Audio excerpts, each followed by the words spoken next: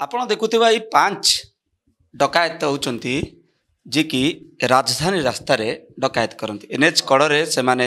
छकी रुहंती एवं रास्ता रे जाउथिबा गाड़ी गुड़ी को अटकाई से मानक ठारू टंका पैसा लुटपाट करंती। तेबे विशेष सूत्र खबर पाइबा परे शहीदनगर थाना पुलिस से मानकु धरिछि एवं से मानक ठारू मारणास्त्र जबत करा जायछि, गोटे टयगन जबत करा जायछि, खंडा जबत करा जायछि, मद बोतल जबत करा जायछि एवं एई 6 अभियुक्तक ना रे राजधानी विभिन्न थाना रे अपराधिक मामला रही एवं विशेष सूत्र खबर पाइबा परे शहीदनगर थाना पुलिस जो शांतिपल्ली एरिया रही से एरिया रे रेड करथिला एवं रेड करबा परे ये 6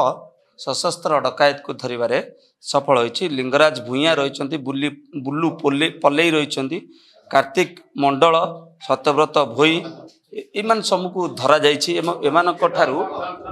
ये देखुछंती ये जो टय गन रही ए टय गन जबत करा जाइछि एवं एमाने पूरा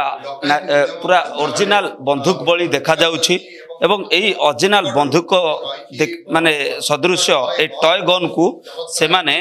एनएच कड़े बसंती खटी करती एवं बंदूक देखुंती, मारणास्त्र देखुं, खंडा देखुंती, एमाने छकी बसंती एवं जो जातीय राजपथ उपरे जो गाड़ी चालक माने गाड़ी नहीं जाती से माने तांको ठारू लुटपाट करती एवं गतकाली जेतेबेले शांतिपल्ली एरिया रे से माने गोटे डकायत योजना पाई से माने उद्यम करुथिले सेतेबेले शहीदनगर थाना पुलिस हाथ रे